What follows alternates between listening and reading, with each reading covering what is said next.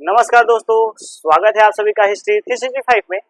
मेरा नाम है चंद्र उपाध्याय और आप देख रहे हैं हिस्ट्री 365। जैसा कि आप सभी को पता है कि मैं आप सभी के लिए डेली बेसिस पे जो है वो पर डे एमए और बीए की जो क्लास है वो मैं आप सभी के लिए लेकर आता हूं। और आज की जो हमारी क्लास है वो हमारा कुषाण वंश के ऊपर आधारित रहेगा। जैसा कि आप सभी को पता है कि हमने जो इससे पहले यानी कि इससे जो पहले का जो क्लास था, इसके पीछे का जो क्लास था उसमें हमने शकों के बारे में देखा था और आज हम देखेंगे कुषाण वंश के बारे में। तो चलते हैं, स्टार्ट करते हैं। जैसा कि आप सभी को पता है कि आज का जो हमारा है सेशन वो है कुषाण वंश के बारे में।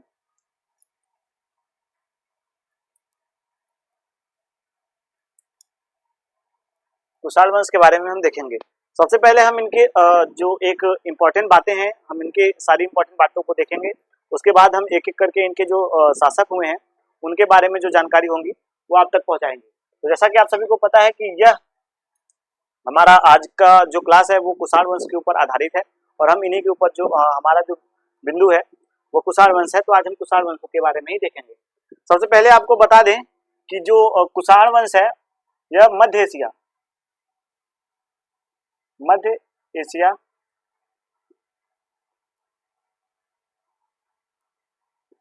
में निवास करने वाली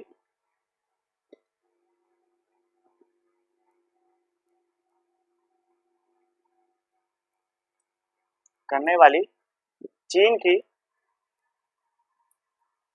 की यूची जाति थी। यूची जाति, या आप कह सकते हैं इनका जो दूसरा हमें नाम देखने को मिलता है वो तोखारी जाति। तो तोखारी जाति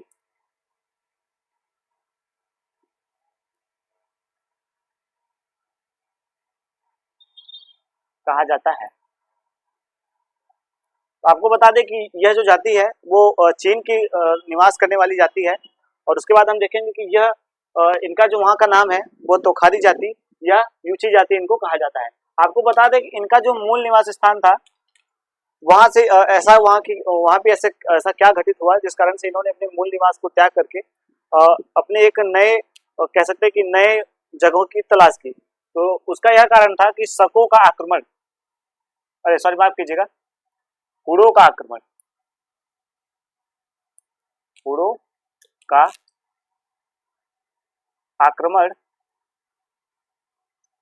होने के कारण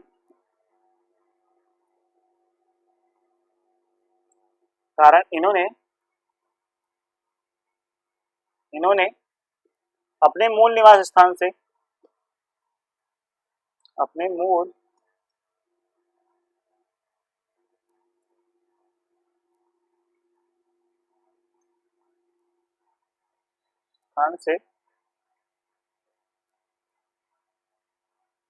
पलायन किया था।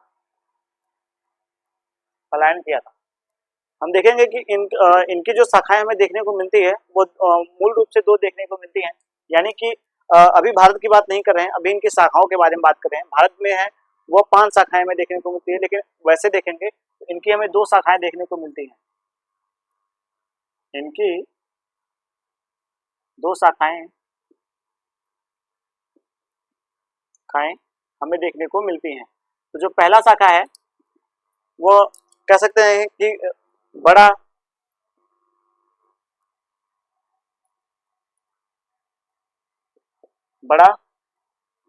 वंश कह सकते हैं या छोटा वंश। जो बड़ी शाखा है, पहला है बड़ी शाखा और दूसरा है छोटा शाखा। हम देखेंगे कि जो इनकी पहली शाखा है वो मध्य एशिया में बैक्टीरिया में, आप देखेंगे कि बैक्टीरिया है वहां पे यह निवास करती हैं। यानी कि मध्य एशिया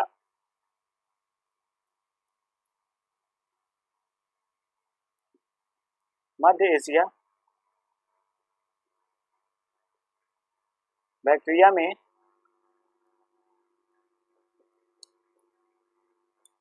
निवास करती हैं। उसके बाद देखेंगे जो छोटी शाखा है वो हमें तिब्बत के इलाकों में देखने को मिलती है, तिब्बत के आसपास के इलाकों में।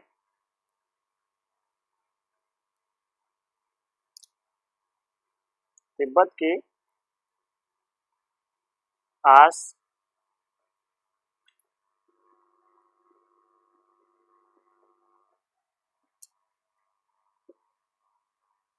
देखने को मिलती है। इस प्रकार से हम देखेंगे कि जो इनकी जो हमें शाखाएं देखने को मिलती है, एक बड़ी शाखा एक छोटी शाखा, वह दो है। लेकिन आप देखेंगे अगर भारत की बात करें तो भारत में इनकी कुल 5 शाखाएं देखने को मिलती है। 5 शाखाएं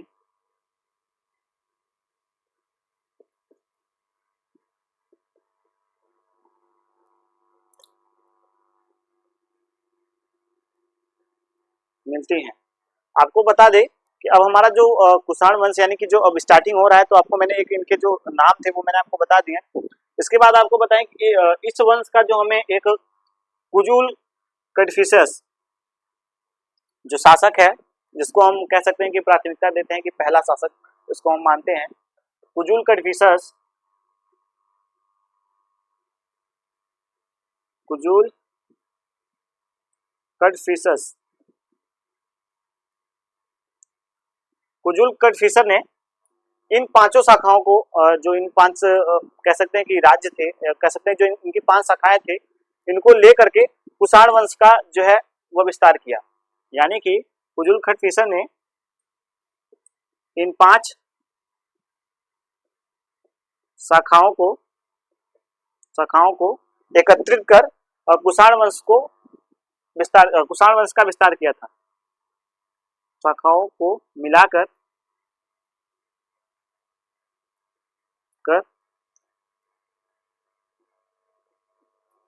कुषाण वंश का विस्तार किया था।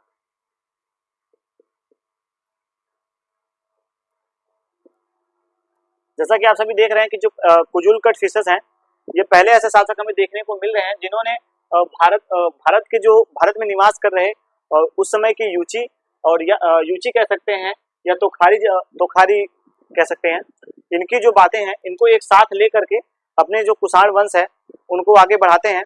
और ऐसा हमें जो है वर्णन देखने को मिलता है कि यह जो शाखाएं थी वो छोटे छोटे जगहों पे निवास कर रही थी। जो इनकी शाखाएं थी वो छोटी जगहों पे निवास कर रही थी, लेकिन जो कुजुल कैडफिसर थे इन्होंने इनको एक साथ एकत्रित किया। एकत्रित करने के बाद इनको एक साम्राज्य का जो है वह रूप दिया। उसके बाद साम्राज्य के रूप में इनको मिलाकर आगे चढ़े। उसके बाद आपको बता दें कि इनको जो तोखारी वंश यानी कि जो यहाँ पे तोखारी वंश मैंने आपको बताया पहले ही, तोखारी वंश एक स्ट्रैबो नामक विद्वान है। स्ट्रैबो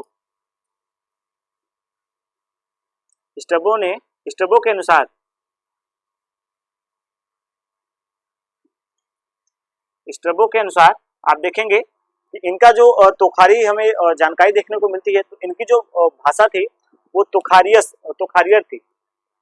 थी। इनकी भाषा तोखारी थी। इस कारण इनको तोखायर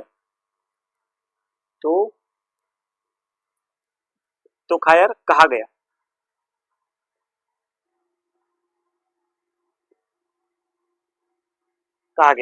तो इस प्रकार से हम देखेंगे कि जो इनकी एक हमें पृष्ठभूमि थी वो मैंने आपको बता दिया। सबसे पहले मैंने आपको बताया कुषाण वंश के बारे में कि यह मध्य एशिया में निवास करने वाली एक जाति थी। यह चीन पे निवास करती थी। इसका जो नाम था वो यूची था और इनकी जो भाषा होने के कारण यानी कि तोखारी भाषा होने के कारण इनको तोखारी वंश भी कहा जाता है।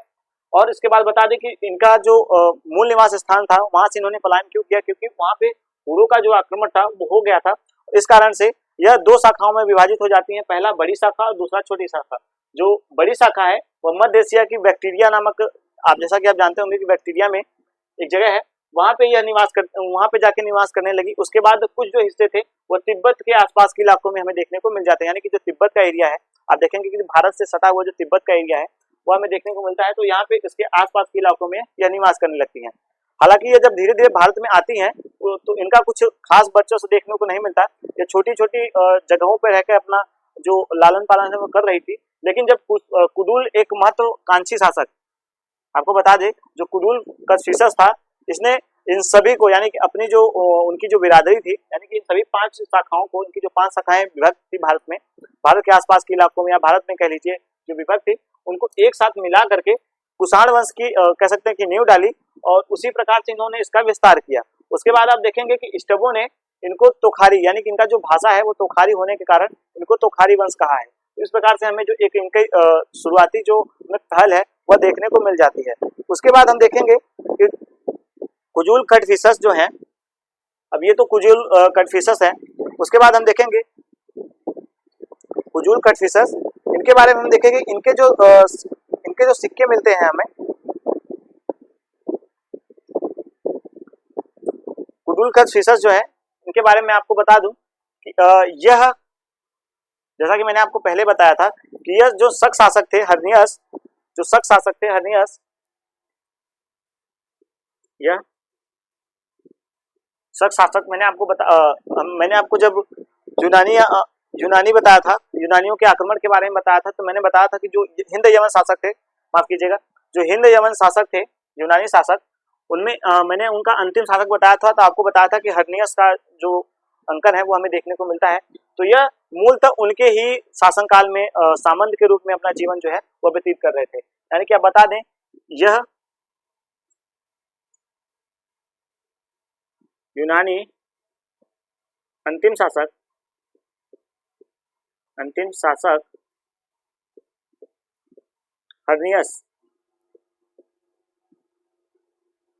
हर्नियस जो है, जो यूनान के, जब मैंने आपको बताया था हिंद एवं शासकों के बारे में बताया था, तो एक जो मैंने एक श्रृंखला थी बताया था आपको कि उनके जो शासक थे वो इसी प्रकार से हमें देखने को मिलते हैं। तो इनका जो इस वंश का, यानी कि जो यूनानों का जो शासक था भारत में, उनके वंश का जो अंतिम शासक था उसका नाम था हर्नियस, और उसने ही इनको अपना सामंत कहा जाता है। ऐसा हमें वर्णन देखने को मिलता है कि हर्नियस के यह सामंत थे, हर्नियस के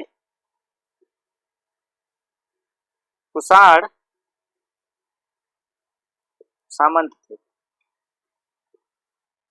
यानी कि आप देख रहे हैं कि इस समय जो इनकी भारत में स्थिति है वो काफी ज्यादा अच्छी नहीं हमें देखने को मिलती है। उसके बाद आपको बता दें कि जो कुजूल कदफिसस थे यह इनके सामंत थे, और उसके बाद इनके जो सिक्के हमें देखने को मिलते हैं, यानी कि इनका जो सिक्कों का अंकन देखने को मिलता है इनके राज्य का, उसमें हमें हर्नियस जो है एक तरफ उनका अंकन और एक तरफ हमें कुजूल कदफिसस का अंकन देखने को मिल जाता है। यानी कि कह सकते हैं कि इनके जो सिक्के हमें मिले हैं, इनके सिक्कों पर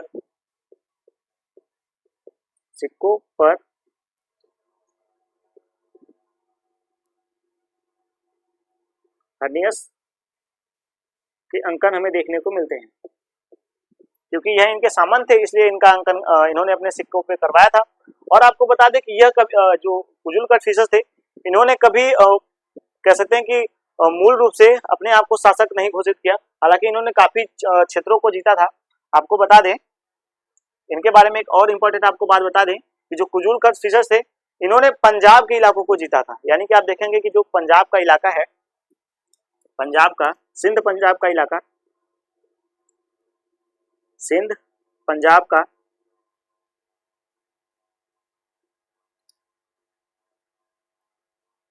इलाका, उस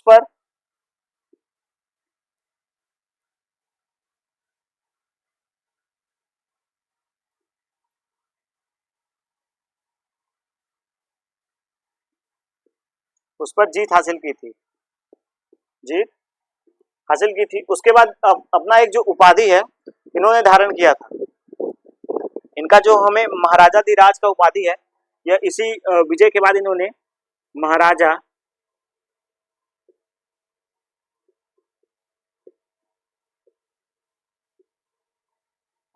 की उपाधि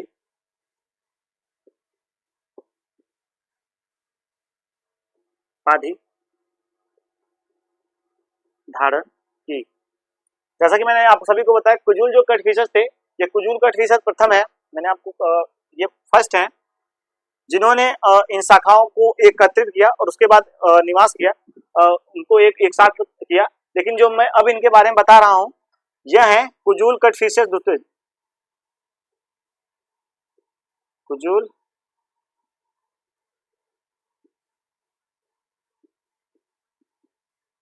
कटफिशस द्वितीय। तो आप जैसा कि मैंने आपको बताया कि ये अंतिम हर्नियस शासक के सामंत थे और उसके बाद इन्होंने हर्नियस का अंकन का जो सिक्का है वह जारी रखा था। उसके बाद इन्होंने हर्नियस के जाने के बाद ऐसा हमें उल्लेख देखने को मिलता है कि इन्होंने सिंध पंजाब के इलाकों पर इन्होंने अपना जो विजय है उसको प्राप्त किया था और उसके बाद महाराजा धीराज की जो उपाधि है इन्होंने धारण किया था। उसके बाद हमें जो इनके सिक्के देखने को मिलते हैं, यानी कि इनके केवल तांबे के सिक्के हमें देखने को मिलते हैं। इनके कुजूल कटफिशस द्वितीय के, जैसा कि मैंने आपको पहले ही बता दिया, कुजूल कटफिशस द्वितीय ने यूनानी शासक हर्नियस के सामंत थे और उसके बाद इन्होंने हर्नियस के नाम के अंकन के जो सिक्के थे उसको जारी रखा था। आप जैसा कि जानते हैं कि जब यहाँ पे हिंद यवन शासकों का जब पतन होता है तो उसके बाद हमें शक और कुषाण दोनों शासक देखने को मिल जाते हैं, तो आपको इस चीज को हमेशा याद रखना है। उसके बाद मैंने आपको बताया कि इनका जो इन्होंने पंजाब और सिंध का जो इलाका था उसको जीता था और उसके बाद वहां पे जीत हासिल करने के बाद महाराजा धीराज की जो उपाधि है वह इन्होंने धारण की थी। उसके बाद मैं आपको बताऊं इनके केवल तांबे के सिक्के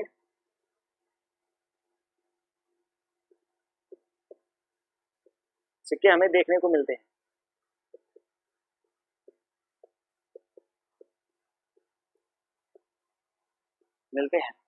तो इनके जो सिक्के हैं वो हमें केवल और केवल तांबे के देखने को मिलते हैं।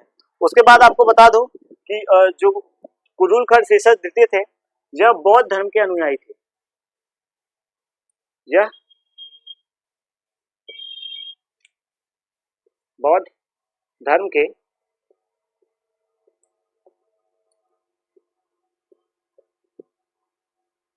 अनुयायी थे। तो मैं एक बार आपका जो कॉन्सेप्ट है एक बार फिर से क्लियर करता हुआ चलता हूँ। जैसा कि मैंने आप सभी को बताया कि जो कुषाण वंश था उसके जो शासक थे वो मध्य एशिया में रहने वाले थे। यानी कि आप देखेंगे कि जो मध्य एशिया की चीन की जो जाति मैंने आपको बताया कि यूची जाति, और इनका जो नाम था वो तोखारी वंश भी कहा जाता है, यानी कि इनको यूची जाति या तोखारी वंश भी कहा जाता है, तोखारी जाति भी कहते हैं। उसके बाद हुडों के आक्रमण के कारण इन्होंने अपने मूल निवास स्थान से जो इनका मूल निवास स्थान था वहां से इन्होंने पलायन किया। उसके बाद हम देखेंगे कि इनकी जो शाखाएं हैं वह हमें पूरे विश्व में दो देखने को मिलती हैं, बड़ी शाखा और छोटी शाखा। जो बड़ी शाखा है वो मध्य प्रदेश के मध्य एशिया के बैक्टीरिया में निवास करती है और उसके बाद जो छोटी शाखा है वो तिब्बत के आसपास के इलाकों पे निवास करती है। उसके बाद हम देखेंगे कि भारत में हमें, जैसा कि आप सभी को मैंने पहले बताया कि भारत में हमें इनके 5 शाखाएं देखने को मिलती हैं और जिसको कुजूल कटफिशस प्रथम ने, यहाँ पे मैंने प्रथम लिख रखा है, आपको देखने के दृष्टिकोण से आप इसको ध्यान में रखिएगा कि जो कुजूल कटफिशस जो फर्स्ट है इन्होंने इन 5 शाखाओं को एक कर रखा, यानी कि एक किया और उसके बाद अपने कुषाण वंश का जो कह सकते हैं कि ऐसा एक जो प्रमाणिक हमें मान्यता देखने को मिलती है कि कुषाणों इन सभी को मिला करके अपने कुषाण वंश की नींव डाली। उसके बाद हम देखेंगे कि जो कुजूल कटफिशस द्वितीय है, जैसा कि मैंने आपको यहाँ पे पहले से अंकन कर रखा है, आप देख लीजिएगा। कुजूल कटफिशस जो द्वितीय है उन्होंने इनके मतलब कह सकते हैं कि इनके साम्राज्य को आगे बढ़ाने के लिए आप देखेंगे कि जो यूनानी शासक हर्नियस है उनके कुषाण जो है वो सामंत थे, यानी कि जो कुषाण थे वो हर्नियस के कुषाण सामंत थे। उसके बाद हम देखेंगे कि जो इनकी सिक्के हैं, यानी कि सिक्कों पर भी हमें हर्नियस का जो है अंकन वो हमें देखने को मिल जाता है। और इनका जो धर्म है वो मैंने आपको बताया कि इनका जो धर्म है वो बौद्ध धर्म है, ये बौद्ध धर्म के अनुयायी थे और इन्होंने सिंध और पंजाब के इलाकों पर अपना विजय जो है वो प्राप्त किया था। इनको विजय प्राप्त करने के बाद महाराजा धीराज की उपाधि जो है वह इन्होंने धारण की थी।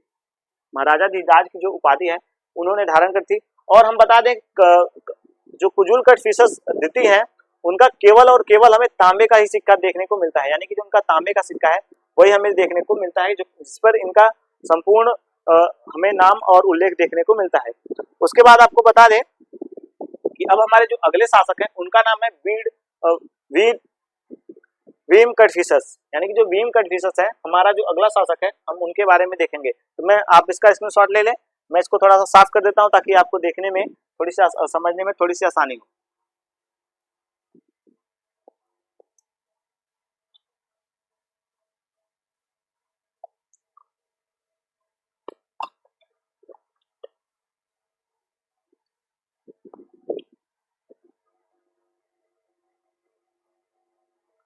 आप इन सभी का नोट्स जरूर से जरूर बना लें ताकि जो ये इंपॉर्टेंट बातें हैं आपसे मिस ना हो, क्योंकि मैं एक भी चीज आपके जो है वो छोड़ता नहीं हूँ। सारे के सारे जो इस सेशन के लिए जो इम्पोर्टेंट होता है सभी चीजों को इकट्ठा करता हूँ, उसके बाद मैं आपके सामने लेकर प्रस्तुत होता हूँ ताकि आपको जो चीजें हैं वो पूर्ण रूप से मिले और उसमें कोई भी एक्स्ट्रा जो जोड़ना हो आप ऐसा अपना मतलब जैसा नोट बनाइएगा उसमें थोड़ा सा ऐसा गैप छोड़िएगा ताकि उसमें आप कुछ एक्स्ट्रा जो चीजें अभी मिलेंगी उसको ऐड करते हुए जाइएगा। क्योंकि जो मैं ये क्लास है ये आपका एकदम बेसिक कॉन्सेप्ट से लेकर थोड़ा सा हाईएस्ट कॉन्सेप्ट तक का चीजों को बताने का जो है वो प्रयास करता हूँ। तो हम देखेंगे अब हमारा जो अगला शासक है वो बीम कट फिशर्स के बारे में है। जो बीम कट फिशर्स है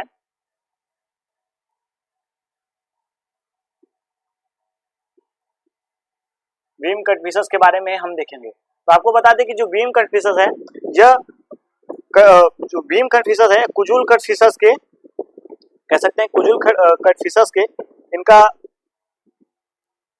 ये इनके पुत्र हैं और इनके बाद यह सत्ता पे बैठते हैं। आपको बता दें कि इनको वास्तविक संस्थापक कहा जाता है, इस वंश का इनको वास्तविक संस्थापक कहा जाता है, यानी कि कुषाण वंश का कुषाण वंश का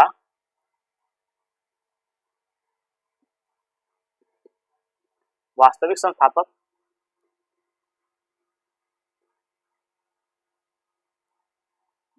कहा जाता है।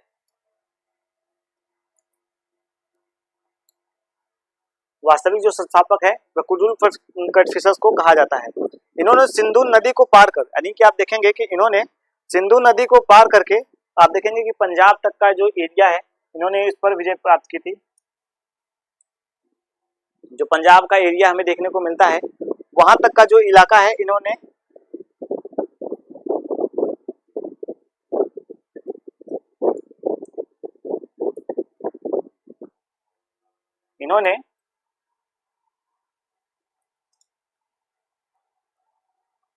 सिंध नदी को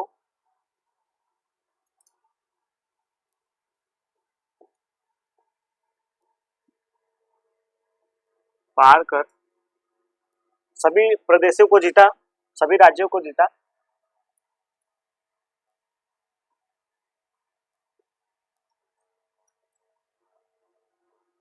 सभी राज्यों को जीता और उसके बाद आप देखेंगे इन्होंने सोने के सिक्के चलाए थे। यह प्रथम कुषाण शासक हैं जिन्होंने सोने के सिक्के जो है वो चलाया था।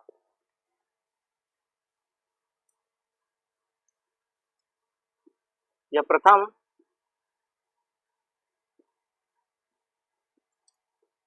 कुषाण शासक थे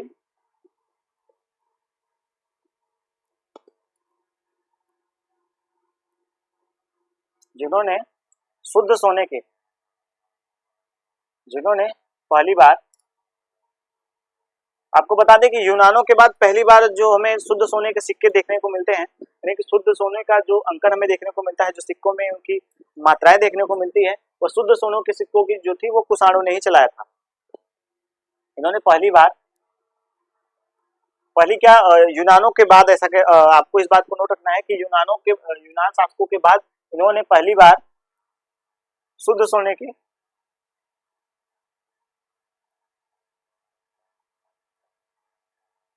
सिक्के जारी किए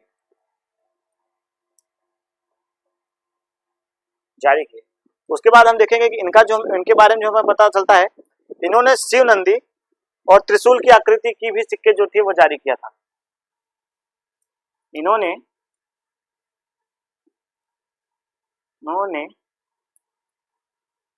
अपने सिक्कों पर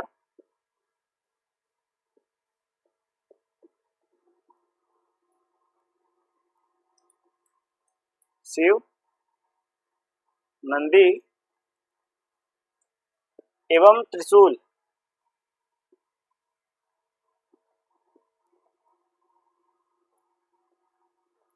की आकृति का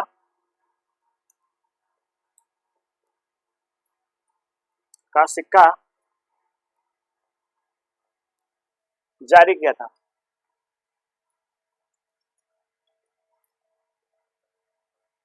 या हाँ, जिसपे हमें शिव नंदी और त्रिशूल का जो अंकन है वो हमें देखने को मिलता है। तो इनके बारे में बता दूं, यह जो थे वह शैव धर्म के अनुयायी थे, यानी कि जिन्होंने शैव धर्म को अपना धर्म स्वीकार किया था। यह शैव धर्म के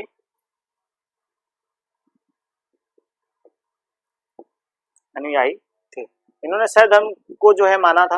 जैसा कि मैंने आपको बता दिया, भीमकटफिसर जो थे यह इस वंश यानी कुषाण वंश के वास्तविक संस्थापक थे। यह एक वास्तविक संस्थापक थे।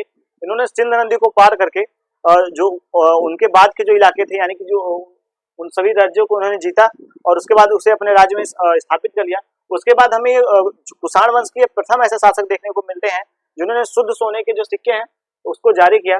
उसके बाद इनके सिक्कों पर इन्होंने जो सिक्का चलाया, यानी कि जो इनका सिक्का था उस पर हमें नंदी, शिव और नंदी तथा त्रिशूल के जो आकृति है वो हमें देखने को मिलती है इनके सिक्कों पर। उसके बाद आपको बता दें कि यह जो थे वो शैव धर्म के अनुयायी थे। सर्वप्रथम इन्होंने, एक बात और आपको बता दें इनके सिक्के से रिलेटेड, सर्वप्रथम इन्होंने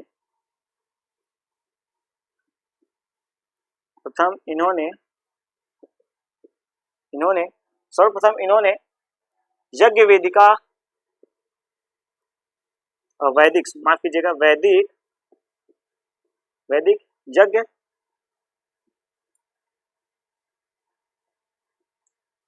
वैदिक यज्ञ वेदिका पर, जैसा कि इनका हमें देखने को मिलता है यज्ञ करते हुए राजा की आकृति, यानी कि वैदिक वेदिका पर यज्ञ करते हुए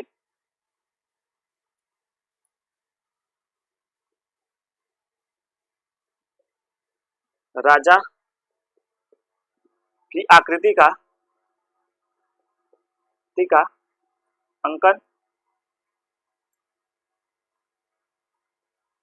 देखने को मिलता है।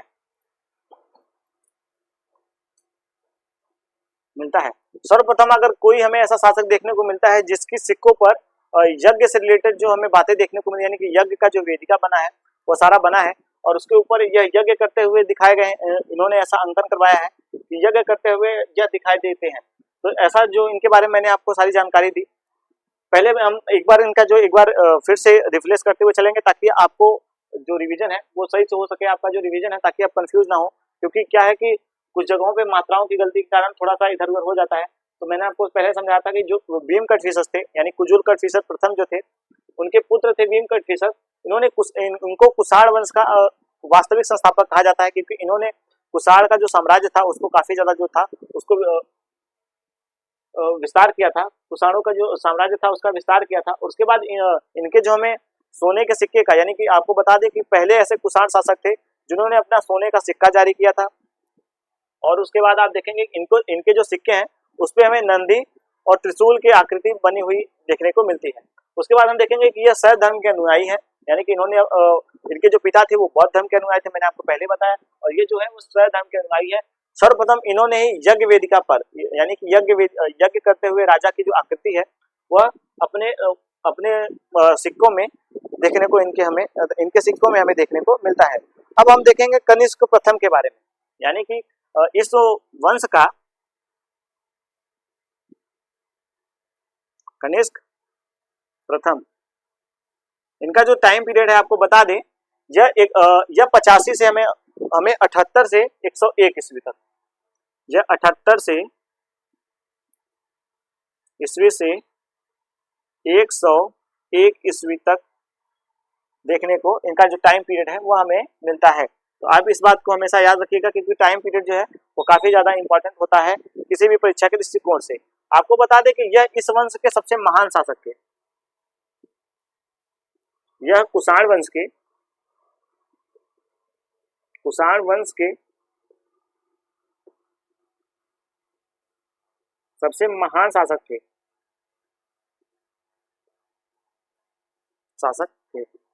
इन्हें आपको बता दें कि यह द्वितीय अशोक, यानी कि आप देखेंगे कि इन्होंने ही, आपको बता दें इन्हीं के शासनकाल में, यानी कि जो इन्हीं के राज्य में हमें चौथी जो बौद्ध संगीति है वो देखने को मिलती है।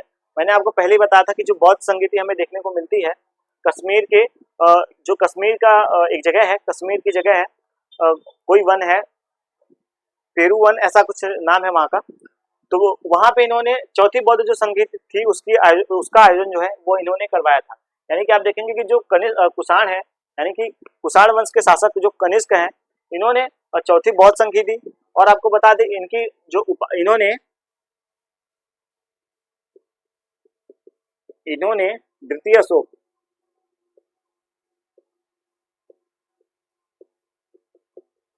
अशोक की उपाधि धारण की थी।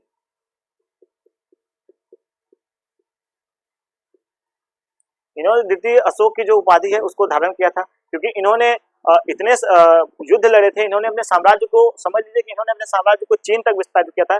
जब पहले ऐसे अंतरराष्ट्रीय, आप देखेंगे कि इन्होंने इनके बारे में एक बात और आपको बता दें कि ये पहले अंतरराष्ट्रीय लेवल पे इन्होंने अपने साम्राज्य का जो है वो विस्तार किया था। यानी कि हमें ये पहले ऐसे भारतीय शासक देखने को, यानी कि आप देख लीजिए, ये हमें पहले ऐसे शासक देखने को मिलते हैं जिन्होंने चीन के साथ भी युद्ध लड़ा था और वहाँ की जो सीमाएं थी, यानी कि अपना जो साम्राज्य था उसको हिमालय पर्वत के पार तक अपना जो साम्राज्य है उसका विस्तार किया था। तो ये हमें पहले ऐसे शासक देखने को मिलेंगे जिन्होंने हिमालय पर्वत को पार कर और चीन तक अपना जो साम्राज्य है उसको फैलाया था।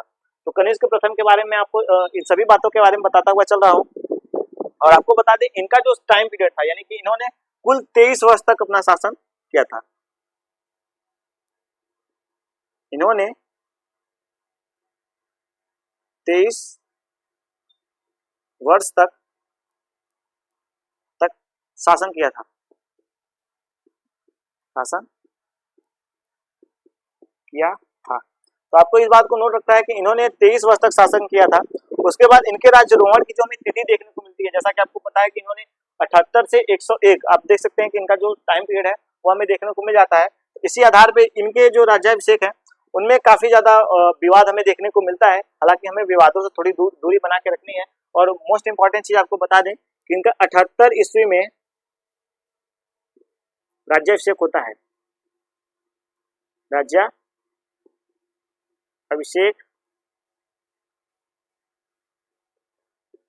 होता है। इनका 78 ईस्वी में राज्याभिषेक होता है। तो इस प्रकार से हमें इनकी जो बारे में जानकारी है वो देखने को मिलती है। यह कुषाण वंश के सबसे महानतम शासकों में से एक है। आपको बता दें कि भारत के महानतम शासकों में इनकी जो गिनती है वो हमें देखने को मिलती है।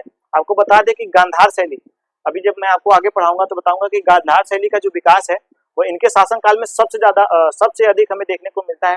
हमें मथुरा और पंजाब के जो इलाके हैं यहाँ पे गांधार शैली का सबसे ज्यादा जो हमें विकास देखने को मिलता है वो कनिष्क कुषाण वंश के शासक कनिष्क के शासन में हमें देखने को मिल जाता है।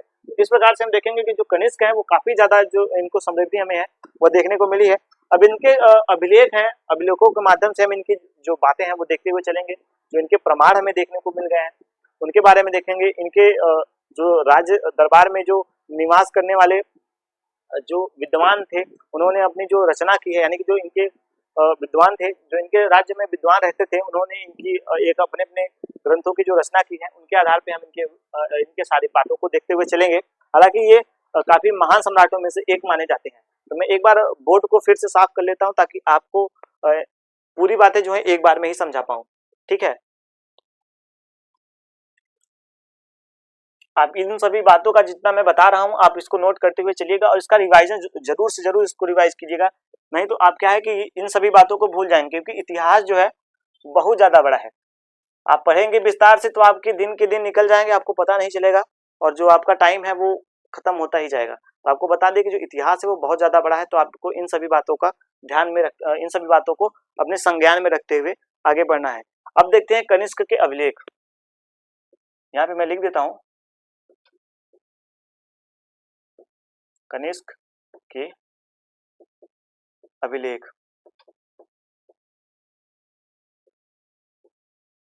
कनिष्क का जो पहला हमें अभिलेख देखने को मिलता है, जो पहला है रबातक अभिलेख, रबातक अभिलेख।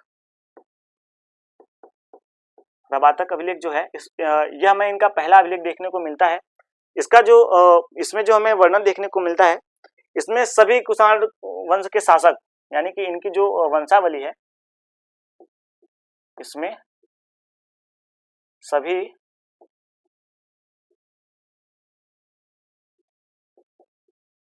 कुषाण शासकों का, सभी कुषाण शासकों का वंशावली हमें देखने को मिलती है।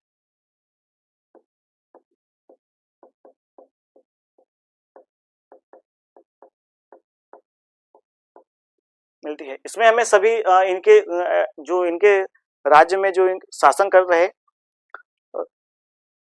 जो जिन जिन राजाओं ने इस वंश में शासन किया था, उन सभी की जो वंशावली है वो हमें इस अभिलेख में देखने को मिलती है। और आपको बता दें कि इस अभिलेख में इस अभिलेख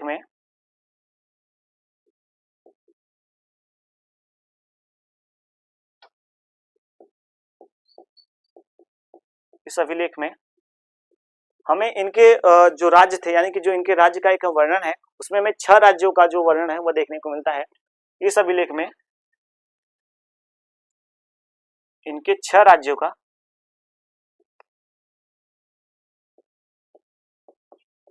वर्णन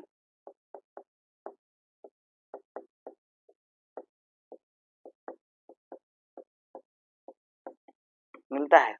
जो पहला राज्य है वह है, आप देखेंगे कि आपको बहुत सारे जो राज्यों का हमें वर्णन है वह देखने को मिलता है। कौड़िया है, उज्जैनी है, साकेत है, कौड़िया, उज्जैनी, तीसरा साकेत और हमें जो वाराणसी के पास देखेंगे सारनाथ है, उसका भी हमें जो वर्णन है वह देखने को मिलता है।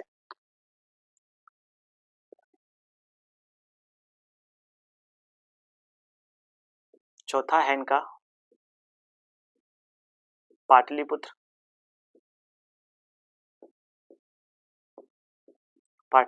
जो 5वां है वह हमें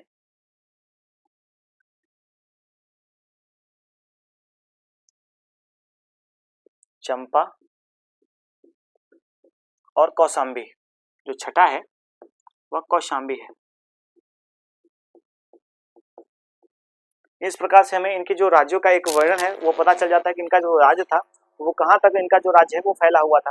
आप देखेंगे कि जो उज्जैनी है ये हमें पश्चिम उत्तर भारत में देखने को मिलेगी, यानी कि जब मैंने आपको बताया था माहिष्मती और उज्जैनी जो है वो हमें दक्षिण भारत के आसपास के जो इलाके हैं, दक्षिण भारत की कुछ जो पूर्वी इलाके हैं वहां तक हमें देखने को मिलता है।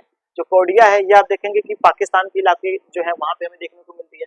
कौशांबी उत्तर प्रदेश के इलाकों में है। साकेत भी जो है वो उधर का इलाका है। पाटलिपुत्र बिहार का, और चंपा भी हमें बिहार के ही आसपास देखने को मिल जाती है। जो चंपा है वो बिहार आप देखेंगे कि हमें जो सबसे पहले अंग है, अंग की राजधानी चंपा है। तो हमने आपको जो 16 माध्यम में पढ़ाया था तो बताया था। इस प्रकार से हमें कनिष्क के जो 6 राज्य हैं उनका हमें वर्णन देखने को मिलता है। उसके बाद सुई बिहार लेख, उनका जो दूसरा लेख है,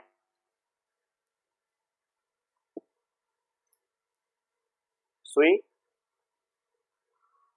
बिहार लेख, इसके बारे में आपको बता दूं, इनके जो आपको बता दें कि इनके जो अभिलेख हैं आप उनको नोट कर लीजिएगा। मैं एक एक पॉइंट आपको जो बेसिक पॉइंट है जो आपके इंपॉर्टेंट है उसको मैं नोट कराता हुआ चल रहा हूँ। इसमें आपको जो हमें वर्णन देखने को मिलते हैं, आपको एक बार बता दूं कि यह कनिष्क के शासन काल के, यह के शासन काल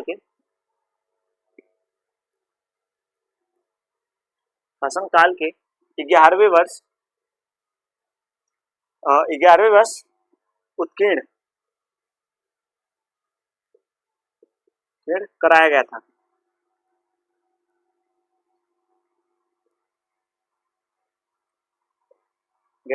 आपको बता दें कि जो इनका जब राज्याभिषेक हुआ था उसके 11वें वर्ष यानी कि जो इनका 11वां वर्ष है उसमें इसका जो उत्कीर्ण है वो हमें देखने को मिलता है। और यह अभिलेख संस्कृत भाषा में लिखा गया है। यह अभिलेख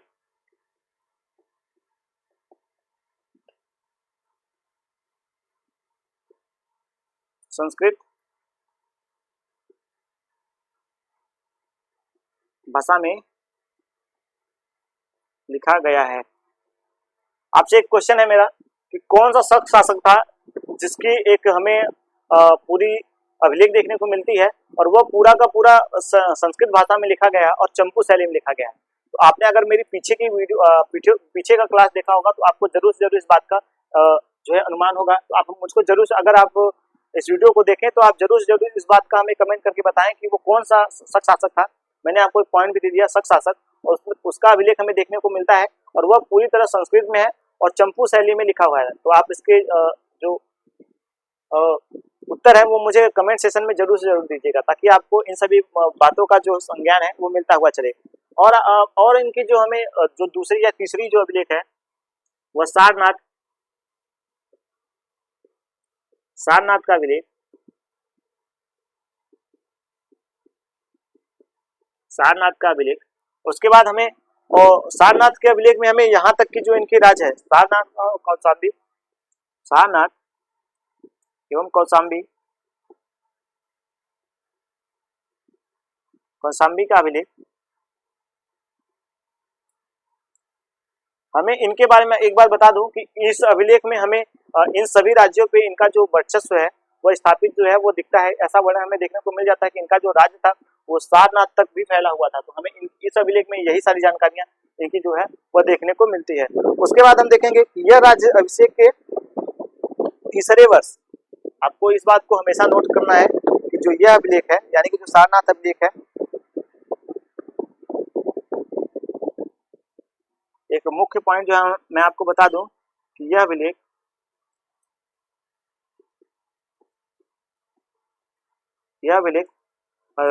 राज्याभिषेक के कनिष्क के, आपको याद रखना है कि कनिष्क के राज्याभिषेक के तीसरे वर्ष, मैंने 11वां आपको बताया कि यह 11वें वर्ष ये वाला उत्तीर्ण हुआ था जिसमें इनके 6 राज्यों के जो इसमें जो कि मैंने आपको बताया कि यह 11वें वर्ष उत्तीर्ण हुआ था जिसमें इनके संस्कृत अभिलेख हैं जो लिखा हुआ देखने को मिलता है, संस्कृत भाषा में लिखा हुआ हमें देखने को मिलता है। और यह जो है वह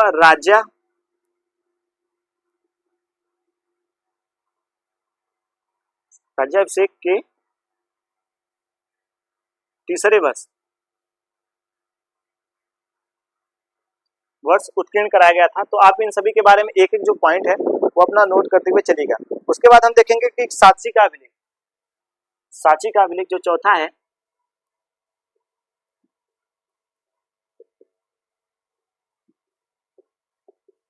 साची का अभिलेख में यह इनके शासन के 22वें वर्ष हमें जो है वह देखने को मिलता है, यानी कि यह इनके राज्याभिषेक के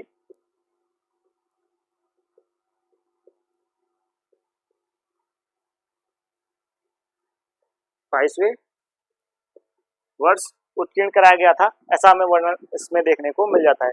उसके बाद मथुरा का अभिलेख, यहीं पे मैं लिख देता हूं छोटा सा 5वां, मथुरा का अभिलेख, यह इनके राज्याभिषेक के 23वें वर्ष उत्कीर्ण कराया गया था। तो आपको इन सभी बातों को नोट करते हुए चलना है। इसके बाद हमें अब इनकी जो अभिलेखों के बारे में मैंने आपको बताया था, इसी में हमें वर्णन देखने को मिलता है कि खोताक के शासक, एक मैंने आपको बताया था कि खोताक के शासक जो थे विजय कीर्ति, इनकी मदद से इन्होंने जो कह सकते हैं कि पार्थियन थे उनको हराया था, यानी उन पर विजय जो थी वो प्राप्त किया था। इसी अभिलेख में हमें वर्णन देखने को मिल जाता है। अभिलेख नहीं, ये सॉरी माफ कीजिएगा, ये इस अभिलेख में नहीं है। एक मैं पॉइंट आपको बताता हुआ चलता हूँ कि हमें ऐसा वर्णन देखने को मिलता है कि कनिष्क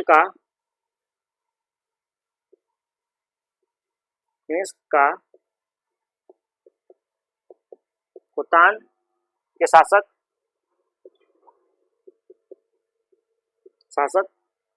खोतान के शासक जो है कीर्तिवर्मन, जैसा कि मैंने आपको बताया विजय कीर्ति, सॉरी माफ कीजिएगा, विजय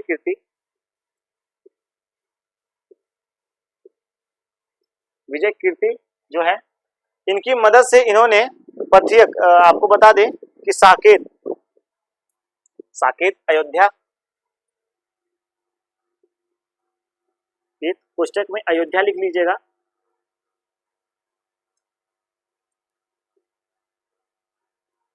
साकेत अयोध्या पर इन्होंने विजय प्राप्त की थी।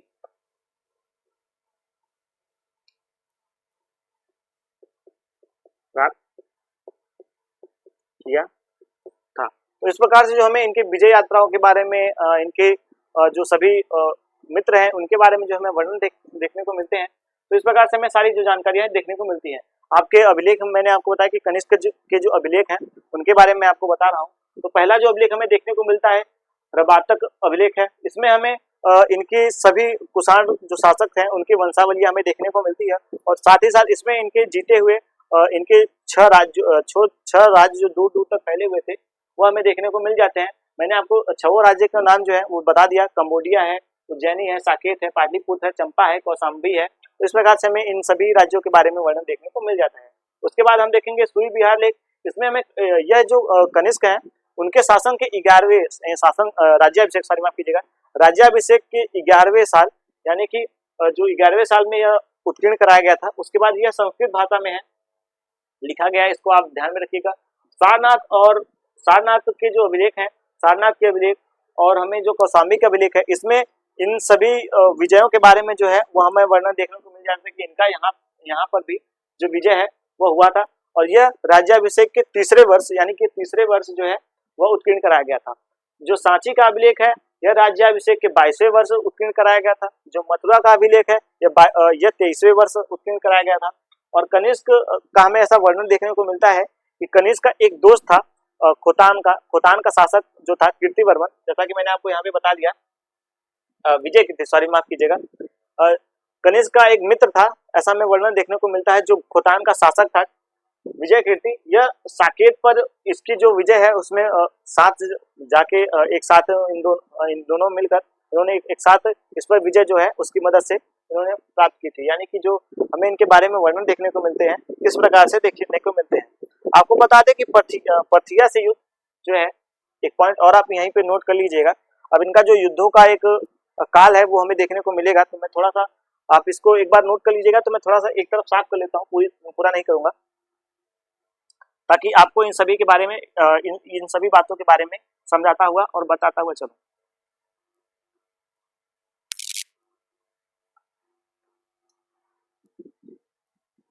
पहली बात आपको बता दूं कि इनका जो पर्थियन है उनके साथ जो युद्ध हुआ है उसके बारे में हमें वर्णन देखने को मिलता है। पहला जो युद्ध, कनिष्क के युद्ध,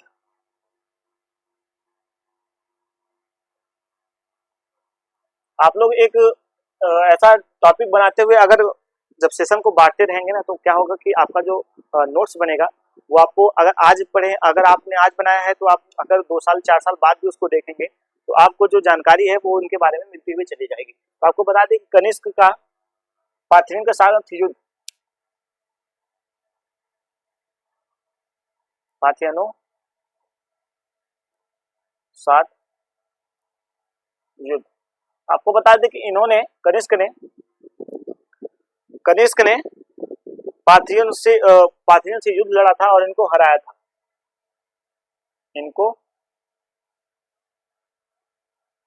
था। आपको इस बात को नोट करना है। उसके बाद आप देखेंगे कि इनका चीन के साथ युद्ध हुआ था। दूसरा जो हमें युद्ध देखने को मिलता है वह चीन के साथ हुआ था। चीन के साथ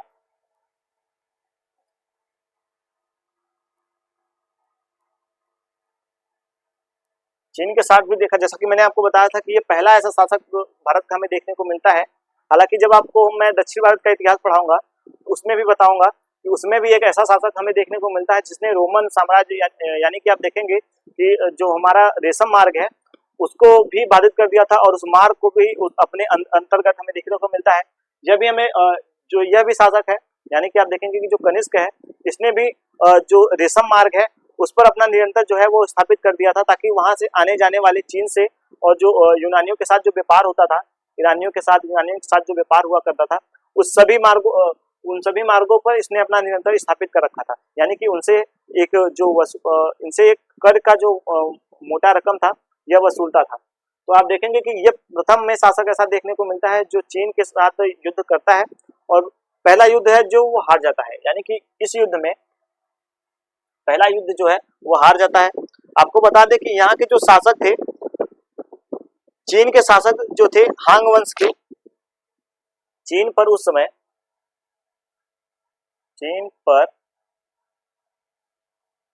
समय हांग वंश, जैसा कि आप सभी को पता है कि इनके जो नाम है वो हमें देखने को मिलता है हांग वंश। हांग वंश के शासक हमें जो है पान हितो, माफ कीजिएगा, हान वंश के शासक ही तो इनका जो सेनापति था, इनका सेनापति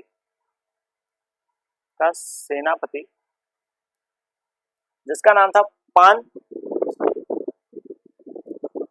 चाऊ, सेनापति पान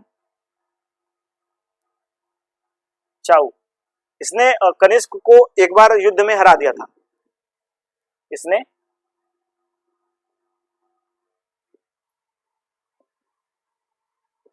कनिष्क को युद्ध में एक बार हरा दिया था।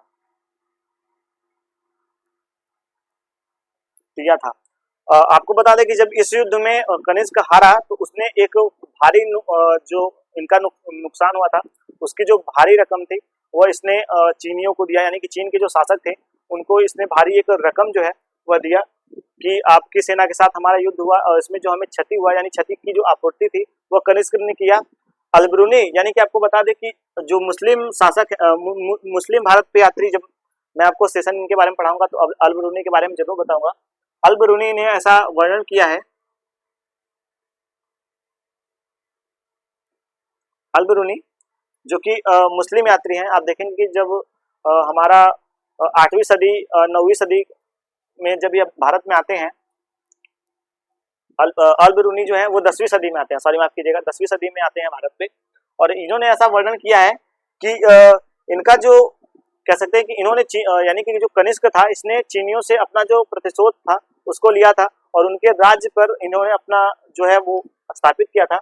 और इनके जो रेशम मार्ग, जैसा कि मैंने आपको पहले बता दिया कि जो रेशम मार्ग था उसको पूर्ण तरह अपने नियंत्रण में ले लिया था। यानी कि आप देखेंगे कि हिंदू कुश पर्वत, यानी कि आप देखेंगे हिमालय पर्वत को पार करने वाला यह प्रथम ऐसा हमें शासक देखने को मिलता है भारत में, जिसने हिंदू कुश पर्वत को पार कर और सभी वहां के जो राज्य थे उसमें अपना है वो स्थापित कर लिया था। आपको बता दें मोस्ट इंपॉर्टेंट, इसको नोट कर लीजिएगा, यह प्रथम शासक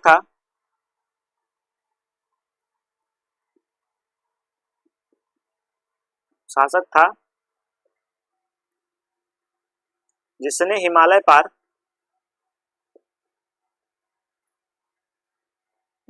कर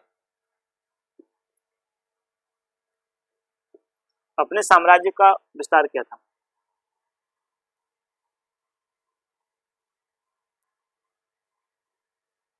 अपने साम्राज्य का विस्तार किया था। इस प्रकार से हम देखेंगे कि पहला हमें ऐसा अंतरराष्ट्रीय, यानी कि देखेंगे कि अंतरराष्ट्रीय जो राज्य है उनको स्थापित करने वाला ये प्रथम हमें ये प्रथम शासक हमें देखने को मिलता है। उसके बाद आपको बता दें कि इसके जो कनिष्क ने नगर बसाए थे,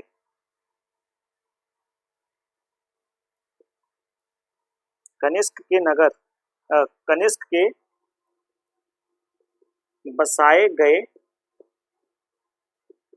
नगर, आप देखेंगे कि जो कनिष्क का पहला हमें नगर देखने को मिलता है वो आप देखेंगे कि जो कनिष्क ने तक्षशिला में शीरसूख नगर तथा कश्मीर में कनिष्कपुर बसाया था। आप देखेंगे तक्षशिला में कनिष्क ने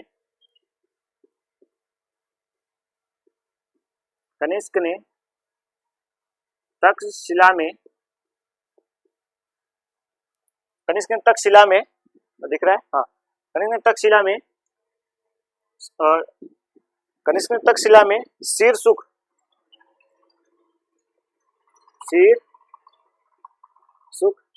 एवं कश्मीर में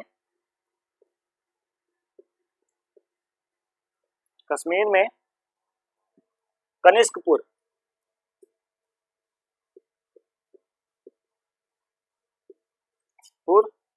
नगर बसाया था।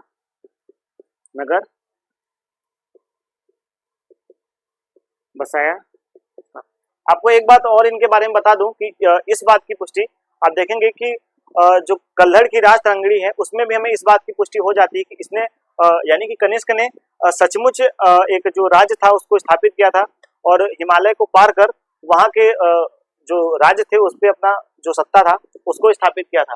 तो हमें इनके बारे में यह भी जानकारी देखने को मिलती है कि कनिष्क ने जो विदेशों में अपना जो साम्राज्य था उसको जो फैलाया था उसके बारे में वर्णन हमें कल्हड़ की राज तरंगिणी यानी कि जो कल्हड़ है कश्मीर के, आप बता दें कल्हड़ और बिल्हड़ जो है वो हर्ष के यानी कि आप देखेंगे जो कश्मीर के शासक उस समय थे हर्ष उनके दरबारी थे।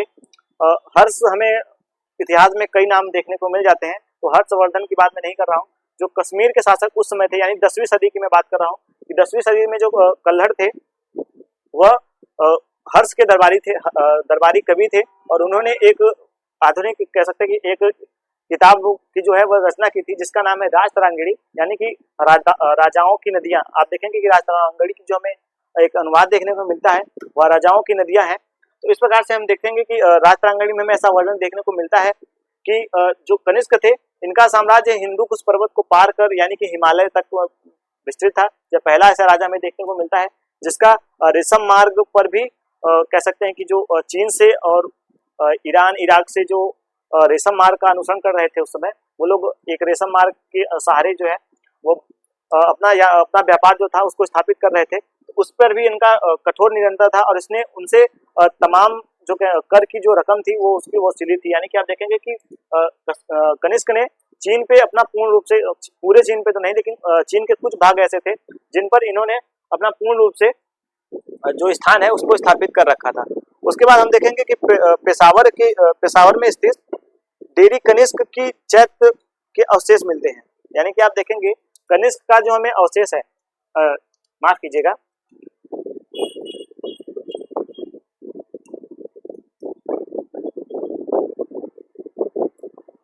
चलिए अब हम बात करेंगे इनके सिक्कों के बारे में। ये तो हमने इनके अभिलेख के बारे में देखा, इनके युद्धों के बारे में देखा और इनके जो नगर थे उनके बारे में देखा। जिस नगर को इन्होंने बसाए थे हमने उसके बारे में बात जो थी वह कर ली। अब हम देखेंगे इनके सिक्कों के बारे में। जो इनके सिक्के हमें देखने को मिलते हैं उसके बारे में हमें क्या क्या वर्णन देखने को मिलते हैं। तो आप इस चीज को सभी जो बातें मैं आपको नोट करवाता जा रहा हूँ उस चीज को आप हमेशा नोट करते हुए चलिएगा ताकि आपको जो जानकारी है वह पूर्ण रूप से मिलती रहे।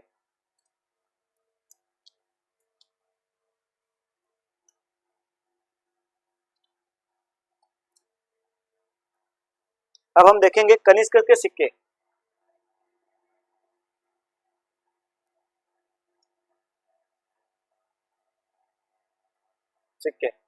आपको बता दें कि कनिष्क ऐसा पहला शासक हमें देखने को मिलता है जिसने भगवान बुद्ध की आकृति की मुद्राएं जो थी उसको प्रचलन किया। यानी कि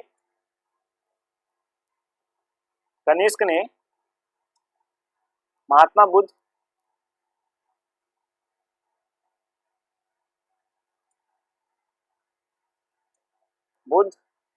की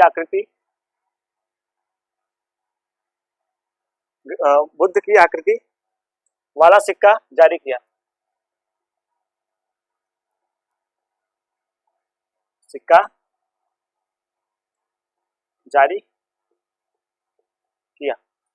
आपको बता दें कि भले ही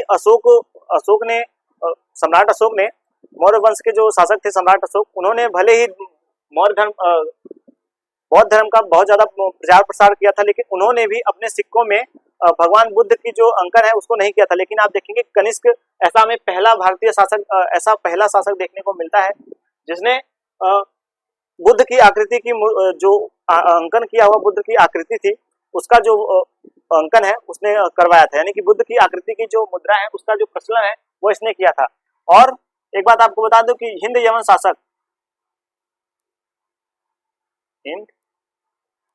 यवन शासकों ने जो द्विलिपि यानी कि आप देखेंगे कि दो लिपियां का जो अंकन था, यानी कि आप देखेंगे कि ब्राह्मी में भी उनका हमें वर्णन देखने को मिल जाता है, अरमाइक में भी देखने को मिल जाता है, और सॉरी माफ कीजिएगा, यूनानी और अरमाइक लिपि जो है उसमें हमें उन्होंने द्विलिपि का एक सिक्का जो था उसको जारी किया था, उसको इनने यानी कि कनिष्क ने उसको पूर्ण रूप से समाप्त कर दिया, यानी कि बंद करवा दिया था। हिंद यवन शासकों का द्विय लिपि सिक्का, द्विलिपि जो सिक्का था उसको बंद करवा दिया था, पूर्ण रूप से बंद करवा दिया था। तो ये जो बातें हैं मैंने इनके बारे में आप सभी को बताता हुआ चल रहा हूं। उसके बाद बता दूं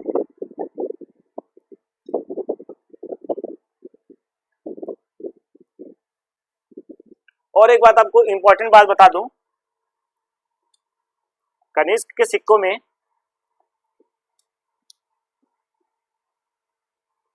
में यूनानी और भारतीय देवी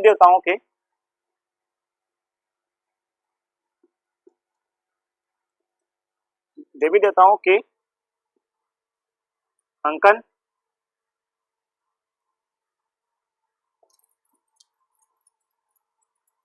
को मिलते हैं।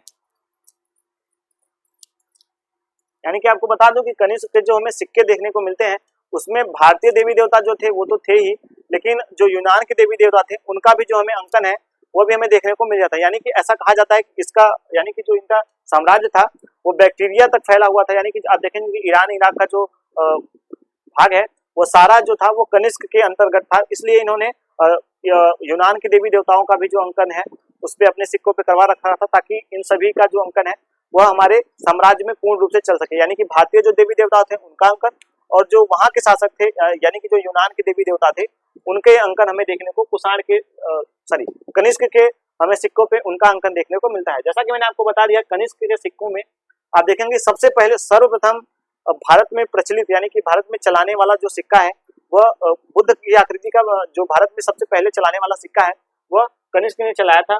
इसने हिंद यमन शासकों के यानी कि आप देखेंगे जो द्विभाषी सिक्के थे जिसपे दो भाषा लिखे हुआ करते थे, अरमाइक और यूनानी लिपि, वह इसने बंद करवा दिया और एक अपना यानी कि आप देखेंगे कि कनिष्क के सिक्के पे यूनानी और भारतीय देवी देवताओं का जो अंकन है वो हमें देखने को मिलता है। तो इस प्रकार से हम देखेंगे कि इन सभी बातों का जो हमें एक समान वेश है वो हमें देखने को मिल जाता है। अब हम देखेंगे कि इनके दरबार में जो थे विद्वान, कनिष्क के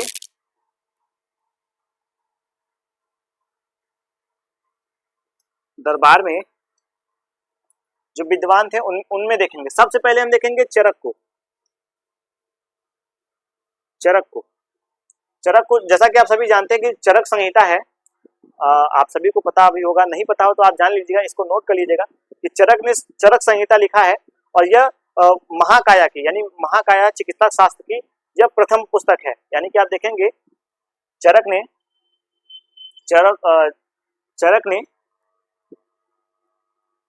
चरक संहिता यहाँ पे मैं कोष्टक में लिख देता हूँ माया काल सॉरी माफ कीजिएगा,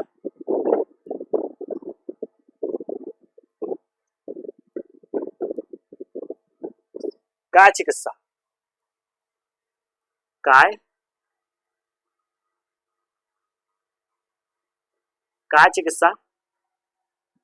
का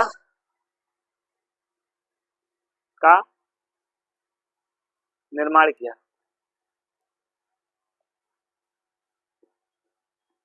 आपको बता दें कि जो चरक की चरक संहिता है यह इसमें जो अध्याय है वह 128 अध्याय है, सॉरी माफ कीजिए 120 अध्याय है। चरक संहिता में 120 अध्याय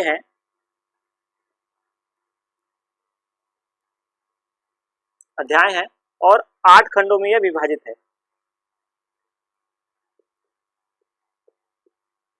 यह विभाजित है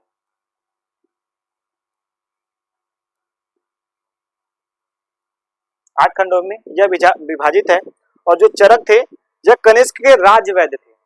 आपको इस बात को सबसे मोस्टली इंपॉर्टेंट रखना है कि जो चरक थे यह कनिष्क के राजवैद्य थे। चरक कनिष्क के राजवैद्य थे। यह चरक संहिता, इन्होंने राजवैद्य का कार्य करते हुए चरक संहिता का जो है वो वर्णन किया है। और आप देखेंगे कि जो सर्जर का, यानी कि आप देखेंगे कि जो हमारे आज के सर्जरी होती है उसका जो निर्माण है इन्होंने प्राचीन काल में ही कर दिया था। यानी कि आप देखेंगे जो चरक है, चरक संहिता का इन्होंने वर्णन किया है, उसमें हमें देखने को मिल जाता है इनकी सारी बातों का जो समावेश है वो हमें देखने को मिलता है।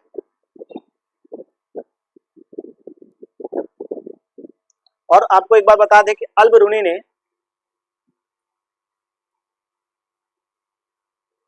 ने चरक की चरक संहिता को औषधि शास्त्र का, यानी कि आप देखेंगे औषधि शास्त्र का सर्वोत्तम, यानी कि कह सकते हैं कि सर्वोत्तम जो पुस्तक है, ग्रंथ है, वो कहा है।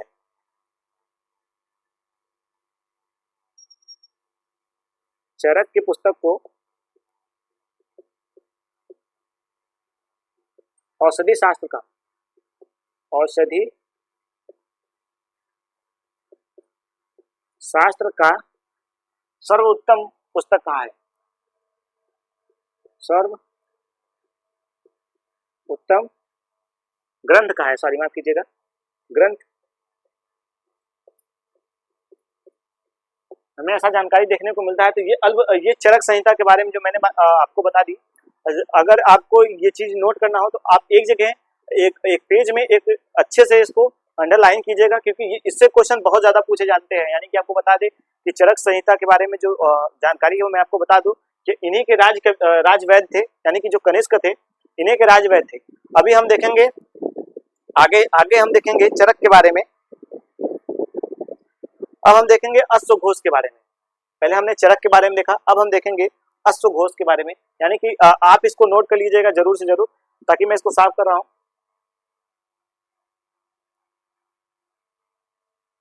जब मैं आपको कुछ चीजें बता रहा हूं तो उसी समय अगर आप उसको नोट करेंगे तो क्या होगा कि आपकी जो आप इसको भूलेंगे नहीं, और आप इसको नोट करें उसके बाद इसका रिवाइज जो है वो करते रहें हमेशा, क्योंकि ये जो चीजें हैं वो आपको जरूर से जरूर हेल्प करेंगी। ये जो चीजें मैं आपको बता रहा हूँ ये बहुत जगहों से मैंने पॉइंट को निकाला है, उसके बाद आपको आपके पास मैं लेकर आया हूँ। अब हम देखेंगे अश्वघोष के बारे में। अश्वघोष के बारे में बता दूं, सबसे पहली बात बता दूं कि यह इनके राज्य कवि थे। यह कनिष्क के राज कवि थे। इन्होंने चौथी जो बौद्ध संगीति है उसकी अध्यक्षता की थी।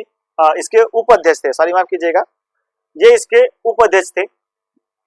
यानी कि जो चौथी बौद्ध संगीति है, चौथी बौद्ध संगीति मैंने आपको बताया था कि कुंडलवन, कश्मीर के कुंडलवन में आयोजित किया गया था। और यह संगीतियां इसलिए आयोजित की जाती हैं कि उस समय की जो बौद्ध धर्म में कुरीतियां आई हों उसको दूर करने के लिए, उन कुरीतियों को समाप्त करने के लिए ऐसा इस संगीति का आयोजन किया जाता था। यानी कि चौथी बौद्ध संगीति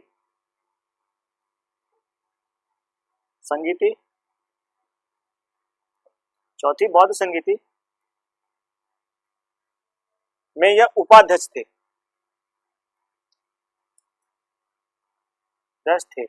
इनको कनिष्क ने पर्सनली, आपको बता दें कि इनको कनिष्क ने पर्सनली साकेत से बुलाया था। इनको कनिष्क ने खुद साकेत से बुलाया था।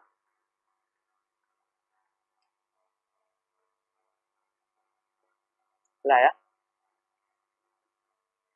आपसे एक सवाल और पूछूंगा, आप चारों बौद्ध संगीतियों का जगह और किस किस शासकों ने कराया है, उस चीज को अगर आप मुझे बता सके तो जरूर से जरूर बताइएगा, क्योंकि मैं देखता हूं कि मैं पढ़ाता हूं तो हूं, लेकिन आप सभी का जो है वो कॉन्सेंट्रेट जो है वो क्लास में थोड़ा कम रहता है। तो आप इस चीज को नोट कीजिएगा और इन सभी को एक सुंदर से अपने राइटिंग में, हेड राइटिंग में इसको लिखिएगा, ताकि आपको इनके बारे में जो जानकारी है वो मिलती रहे। तो आपको मैंने एक बताया कि ये साकेत से बुलाए गए थे। इन्होंने इसमें अपना मुख्य जो है वो भाग निभाया था। उसके बाद आप देखेंगे कनिष्क को बौद्ध धर्म में महाथान कहा गया है, नोट कर लीजिएगा।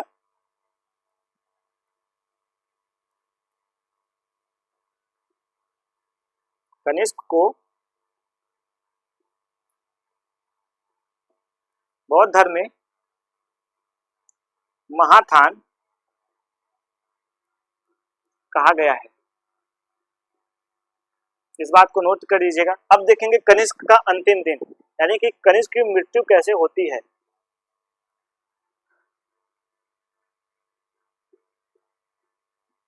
कनिष्क की मृत्यु,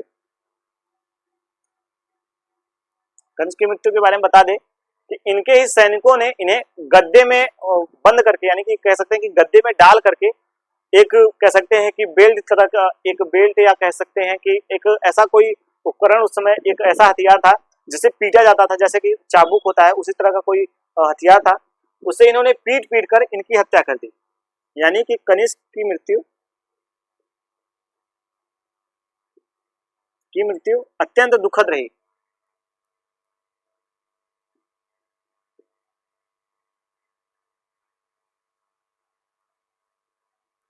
दुखद रही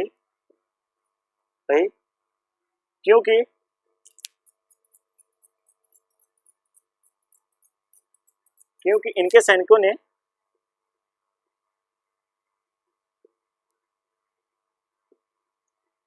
इनको रजाई में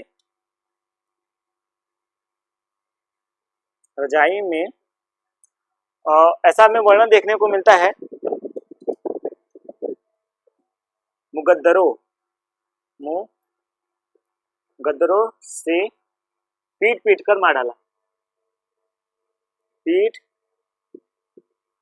कर हत्या कर दी।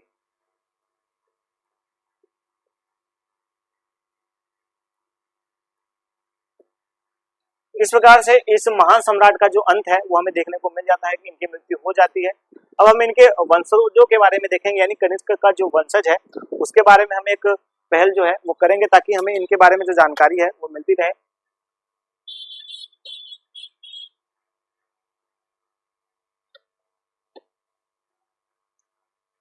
तो आप इस चीज को नोट कर लीजिएगा, मैं आगे आपको इन सभी के बारे में बताता हुआ चलूंगा। आप इसका स्क्रीनशॉट जरूर ले लीजिए करिए, क्योंकि जब मैं थोड़ा सा दूर हुआ करूं या कहीं ना दिख रहा हूं तो आप इसका स्क्रीनशॉट ले लेंगे तो क्या होगा कि आपको इनके बारे में जो जानकारी है वो आपको लिखने में थोड़ी सी आसानी हो जाएगी। और मैं जो बता रहा हूं इस बात को और इस चीजों को जब आप एक साथ नोट करेंगे तो वो आपको एक लंबे अरसे तक याद रहेगी, यानी कि एक लंबा जो कार्यकाल होता है उसमें आपको याद रहेगा। तो अब हम देखेंगे कनिष्क का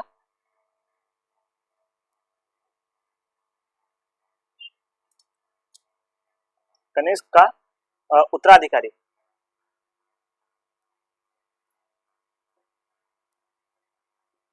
कनिष्क के उत्तराधिकारी जो पहला हमें देखने को मिलता है, जो कनिष्क का पहला देखने को मिलता है उसका नाम है वासिक।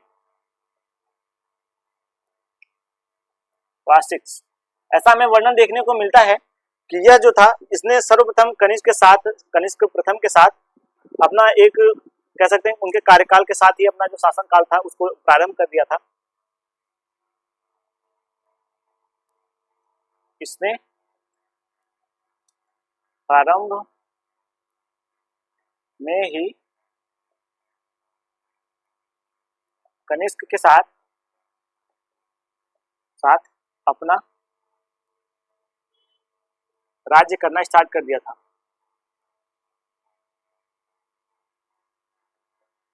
करना प्रारंभ कर दिया था।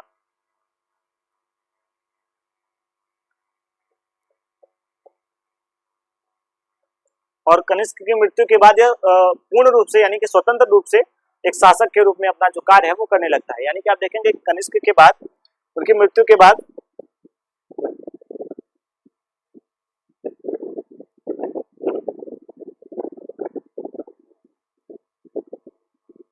और आपको एक बात बता दें, इसका एक अभिलेख हमें देखने को मिलता है, कामरा अभिलेख।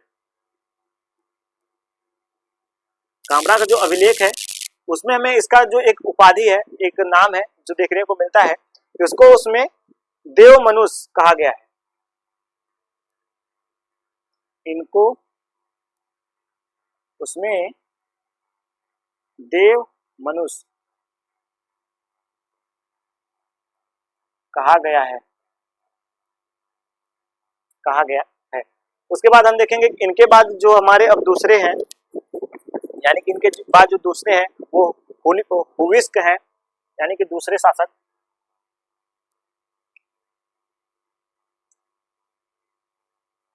हुविस्क हैं, जो कि हमारी परीक्षा के दृष्टिकोण से ज्यादा इंपॉर्टेंट नहीं है, बट तो मैं आपको इनको इनके जो नाम है वो बताता हुआ चलता हूँ। कनिष्क द्वितीय जो तीसरे हैं वो कनिष्क द्वितीय हैं, और जो चौथे हैं, और यही इस वंश के महान शासक हैं, वासुदेव।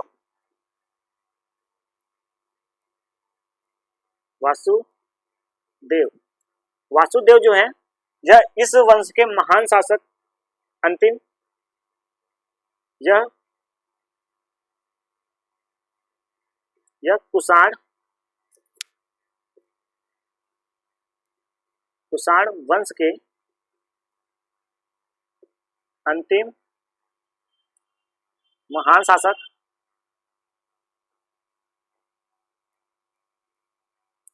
शासक हैं। और एक बात आपको बता दूं कि जो शक शासक रुद्रदामन थे, जैसा कि मैंने आपको पहले बताया था जब शकों के बारे में पढ़ाया था, तो मैंने इन सभी बातों का जो एक समावेश है वो आपको साथ किया था कि शक शासक रुद्रदामन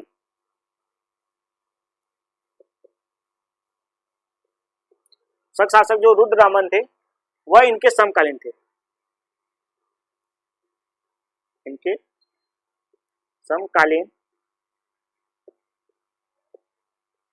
यानी कि आप देखेंगे कि इन्हीं के जो समकालीन थे वो शक शासक रुद्रदामन जो थे वो इनके समकालीन थे। तो इस प्रकार से हमने जो आज कनिष्क के बारे में जो मैंने आपको जानकारी दी वो इसी प्रकार से थी कि मैंने आपको जो संपूर्ण कुषाण वंश था, कुषाण वंश का एक पूरा जो रूपरेखा था वो मैंने आपको दिया। और आपको बता दूं कि इनकी जो शैली थी, यानी कि इन्होंने कुषाणों ने सबसे ज्यादा गांधार शैली को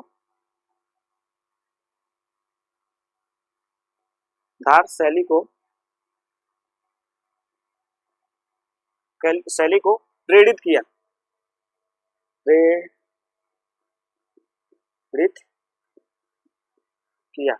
क्योंकि इनके शासनकाल में हमें सबसे ज्यादा जो गांधार शैली, जैसा कि मैंने आपको बताया था कि हिंद यवन शासक जो थे वह गांधार शैली को भारत में लेकर आए थे, उन्होंने भारत में इसका जो है वो विकास किया था। तो इसमें हमें गांधार शैली के बारे में देखने को मिलता है। हालांकि वो आते हैं लेकिन फिर भी भारत में उतनी जो गांधार शैली का विकास है वो हमें देखने को नहीं मिलता। लेकिन गांधार शैली का जो कह सकते हैं उत्कर्ष, यानी कि जो चरम उत्कर्ष में पैदा, यानी कि 7वें आसमान पे जो पहुंचा, वो कनिष्क के शासन काल में ही हमें देखने को मिलता है। यानी जो कुषाण वंश के शासक कनिष्क थे, ये एक महान शासक थे इस वंश के, उन्होंने इस सभी गांधार शैली को एक मूल रूप से अपने ढांचे में इसको सम्मिलित किया, और इसका जो प्रवाह है वो समस्त भारत के इलाकों में इसका फैला है। आप देखेंगे कि दक्षिण में, पूरब में और दक्षिण में, यानी तक्षशिला से लेकर मथुरा तक के जो जितने भी भाग हैं उन सभी भाग पर हमारा एक जो शासन है वो देखने को मिलता है कि इनका जो शासन था वो था। यहाँ तक कि इन्होंने बैक्टीरिया हिमालय पर्वत को पार करके चीन तक, जो चीन का कुछ जो राज्य था उसको भी अपने अंतर्गत हस्तांतरित कर लिया था। और आपको बता दें कि जो रेशम मार्ग है, सबसे इंपॉर्टेंट चीज है, ये यूपीएससी का क्वेश्चन है। आपको बता दें कि रेशम मार्ग के बारे में पूछा जाता है कि प्राचीन काल में रेशम मार्ग का जो स्टार्टिंग है वो कहाँ से स्टार्टिंग है और कहाँ ये विस्तृत था, और उस पर भारतीय शासनों का, यानी कौन कौन से ऐसे शासक थे जिन्होंने रेशम मार्ग को अपने नियंत्रण में लिया। तो आपको बता दें कि संपूर्ण भारत में 2 ही ऐसे शासक हमें देखने को मिल जाते हैं, 2 ऐसे शासक हमें देखने को मिलते हैं जिन्होंने अपना पूर्ण रूप से तो नहीं कह सकते, लेकिन कुछ समय के लिए रेशम, यानी चीन से जो बाहर निकलने वाली यात्रा था, उस व्यापार यात्रा जो थी, कह सकते हैं जो रास्ता था, उस पर इन्होंने अपना एक लंबे अरसे तक कह सकते हैं कुछ समय तक इन्होंने उस पर पूर्ण रूप से अपना नियंत्रण स्थापित कर लिया था और वहां से कर को भी वसूला था। तो इस प्रकार से हम देखेंगे कि हमें एक कनिष्क देखने को मिल जाते हैं और एक आप चोल साम्राज्य, जब मैं आपको पढ़ाऊंगा चोल साम्राज्य यानी कि जब दक्षिण भारत का इतिहास पढ़ाऊंगा, ये सभी आपको बता दें कि सभी जो चीजें मैं पढ़ा रहा हूँ ये सब और सिर्फ सारे उत्तर और पश्चिम भारत के इलाके और इनके बारे में हम पढ़ रहे हैं। अभी दक्षिण भारत का जो इलाका है वो हमारा एक अगला जो पेपर है, यानी कि आप देखेंगे कि यमय का जो दूसरा पेपर है उसमें हमें यह चीज देखने को मिल जाएगा। तो हम उसमें सारी दक्षिण भारत के बारे में जब पढ़ेंगे तो मैं उन शासकों के बारे में बताऊंगा और इन शासकों के बारे में भी आप नोट करते हुए चलिएगा। तो आज का जो हमारा क्लास है वो यहीं तक रहेगा और आज हम जो कुषाण वंश था उसको हमने संपूर्ण रूप से जाना और आगे की जो हमारी क्लास होगी अब हमारा गुप्त वंश के बारे में होगा। हम गुप्त वंश को देखेंगे और हुडों का आक्रमण देखेंगे, यानी कि हमारा गुप्त वंश का जो पूरा एक सेशन है वो चलेगा, क्योंकि गुप्त वंश थोड़ा सा लंबा सेशन है क्योंकि भारत का उसको स्वर्ण युग कहा जाता है। तो हम गुप्त वंश को देखेंगे कि उसमें क्या क्या जो विशेषताएं थी, कौन कौन से शासक थे, उसमें किसका क्या क्या रोल था, किसके क्या सिक्के थे, किसके अभिलेख हैं, वो सारा जो कुछ है हम देखते रहेंगे और उसमें गुप्त शासनकाल में पढ़ेंगे। हालांकि वो हमारा 2 से 3 क्लास में कवर होगा, तो हम उसको जितना जल्दी होगा उसको कवर करने का प्रयास करेंगे। तो आज का जो हमारा क्लास है वो कुषाणों के ऊपर आधारित था और अब हमारा जो कल का क्लास होगा वो गुप्तों के ऊपर आधारित होगा, यानी कि गुप्त के बाद हम देखेंगे कि हुड़ आक्रमण पढ़ने के बाद हमारा जो 600 ईसा पूर्व से लेकर 600 ईस्वी तक का कॉन्सेप्ट है, यानी कि आप एक शासन काल देख रहे हैं कि 600 ईसा पूर्व से लेकर 600 ईस्वी तक का जो हमारा एक टाइम पीरियड है जो हमारे सिलेबस के दृष्टिकोण से इम्पोर्टेंट है, वो सारा हम इसमें डिस्कस कर लेंगे। उसके बाद हम फिर पश्चिम यानी कि आप देखेंगे दक्षिण भारत का जो इतिहास है उसको पढ़ेंगे। आज का जो हमारा क्लास है यहीं तक रहेगा। अगर मेरा ये क्लास आपको पसंद आया हो तो लाइक करें, शेयर करें, कमेंट करें और अपने दोस्तों के साथ जरूर से जरूर शेयर कर लें, क्योंकि मैं ये जो क्लास है वो काफी ज्यादा जो है आप सभी के लिए इम्पोर्टेंट क्लासेस देता हूँ। तो चलते हैं, जय हिंद।